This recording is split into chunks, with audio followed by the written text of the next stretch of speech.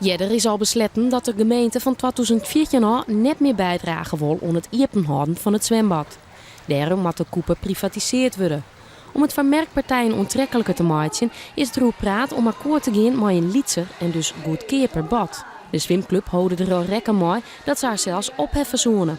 Daar hebben wij serieus rekening mee gehouden. Just jong om jou achten.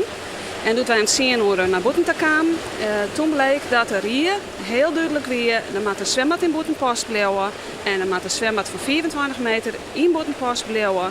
En dat houdt voor ons wel weer heel veel reden om je verder met de politiek en met de gemeente en de wethouders over verder te praten. Want voor de zwemclub is een bad van minder dan 24 meter geen optie.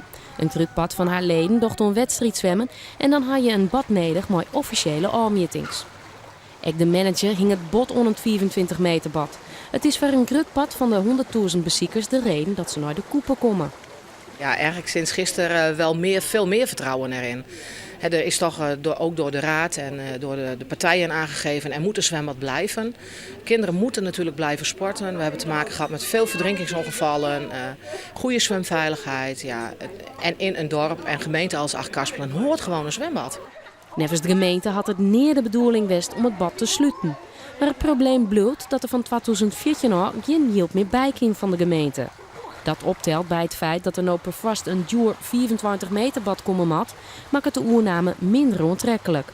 Toch is er nevens de wethouder wel belangstelling voor. Al verschillende partijen langs geweest van wat is de bedoeling en wat is er mogelijk. En die oriënteren haar daarop. Je had me voldoende goed gevoel dat er echt mogelijkheden binnen. Kandidaten kunnen haar melden bij de gemeente. Van het maartijd moet er meer duidelijk wezen hoe de oername.